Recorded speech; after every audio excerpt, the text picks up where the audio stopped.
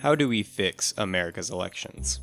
Hillary Clinton and Donald Trump. Two names you're likely to remember from the 2016 elections. One received 57.3% of the vote, the other received 42.7% of the vote. 2012, Barack Obama and Mitt Romney. One received 51%, the other received 47%.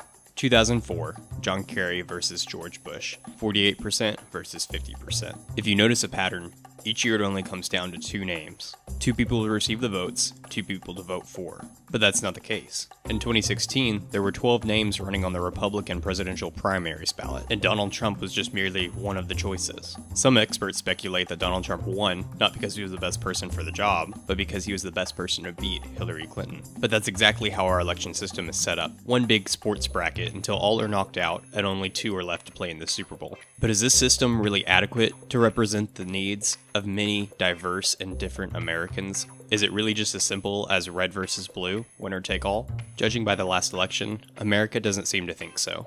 What America needs is an entirely new voting system, one that can accurately represent the will of the people. Let's make our own example elections using 5 past presidents. Here we have Washington, Jefferson, Roosevelt, Grant, and Kennedy. We're going to assign Washington to the white party, Jefferson to the green party, Roosevelt and Grant to the red party, and Kennedy to the blue party. The votes are all tallied, and 3% come back for Washington, 8% for Jefferson, 27% for Roosevelt, 21% for Grant, and 41% for Kennedy. Using the winner-take-all method, that would mean that Kennedy would win immediately and become the next president of the United States. But that's not how our current voting system works. First, you have to have the red party primaries, which means you're left with only one red party candidate. If you combine all the votes of the people who voted for the red party, you add 27 and 21, which gives you 48% of the vote. So in our current system, Roosevelt would beat out Kennedy by 7%.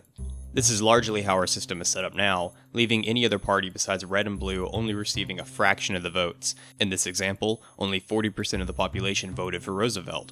Even though he won, 52% of Americans didn't vote him and didn't want him in office, leading to an unhappy, unrepresented, and an unsatisfied country. So let's look at some sample demographics. In this example, 37% of the country identifies as Green Party, 32% identifies as blue, 20% as red, and 11% as white. Even though more people might identify as green than red, Roosevelt and the red still took the win because people were afraid if they didn't vote for red, the blue party might win. Even though in this example, Jefferson should have been the clear winner, as he represented the majority of the population. So let's go back to the polls. Let's just say after Roosevelt's TV ads, rallies, and giant bags of money, Green Party managed to get 20% more of Roosevelt's votes. Since the red and green are divided up, that means that the blue party wins with 41%, which means that 59% of people did not vote for the blue party and are unhappy and unrepresented. This means we have a system that punishes those who try to vote outside of the red and blue, which brings us right back to where we started, with red taking all the votes and winning. So how would the new system fix this? Let's take the same example with the same candidates, but instead we change up the ballots a little bit.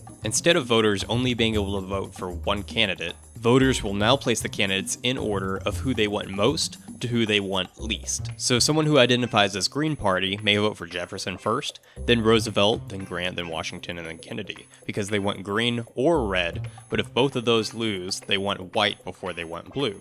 Another blue identifying voter may vote for Kennedy first, but he may want the white party to win before he wants the green or red party to win. And someone who identifies as the white party may want Washington to win and then Jefferson before the red or blue party comes into play. So we start by counting up everyone's first choice for president. We have Washington with 11%, Jefferson with 37%, Roosevelt with 15%, Grant with 5%, and Kennedy with 32%, which massively improves the representation in the voting system of what people actually identify with in the country in comparison to the previous voting system. But just because Jefferson got the highest percentage of the votes doesn't mean he's won yet. First, we start by taking off the votes of the biggest loser, which in this case is Grant with 5%. Now everyone who voted for Grant as their first choice voted for Roosevelt as their second choice, so we'll give his 5% to Roosevelt. Now we'll take the next biggest loser, Washington, with 11%.